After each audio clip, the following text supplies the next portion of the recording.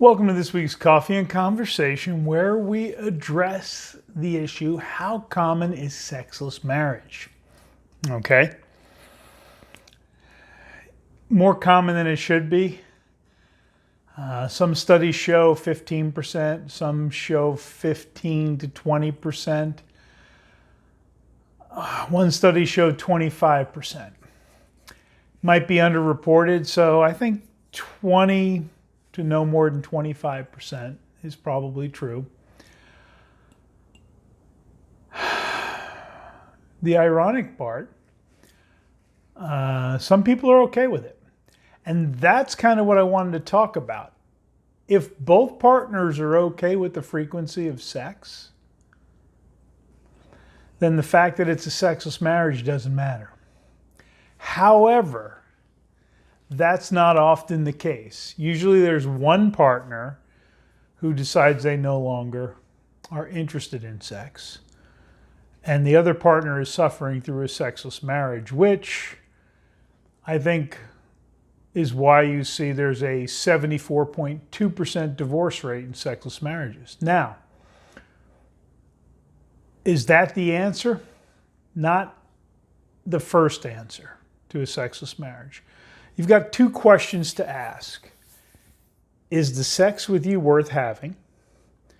And are you still doing what it takes to build connection and intimacy with your partner? Okay, let's assume there's no hormonal issues on either side, okay? And here's the ironic part. I'm going to throw some numbers at you that'll make you think. And if you find any of this information interesting or helpful, please hit the like button and subscribe. So they looked at married men, and they looked at people, I should say, people. I can't remember if it's men or people, doesn't matter. And they looked at single. If you're between 40 and 49 and married, you'd 83% had sex in the last 6 months.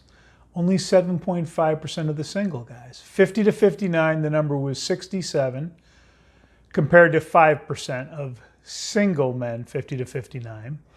And men 60 to 69, it's 53.7% have had sex in the last 6 months, compared to 4.6% of the single men, 60 to 69. Now here's the kicker. In the 70s, it was 36% had had sex in the last 6 months. Being a sexual being does not have an expiration date, but it requires that you be a sexual being. It requires that you focus on intimacy and connection. And I know we have helped men turn around 1, 3, 5, 7, 10, even a 30-year sexless marriage. It can be done. Divorce should not be the knee-jerk reaction. You should do everything you need to do as a man before you go to the divorce route. Now, the funny part is I get accused of blaming the men a lot when I point out they have responsibilities and they need to be doing their end and upholding the connection, the dating, which is critical, the intimacy connection. And if they're not doing that, I kind of hard-pressed to be upset with the wife. So that's what we got for this week. Catch you next time. Have a great weekend.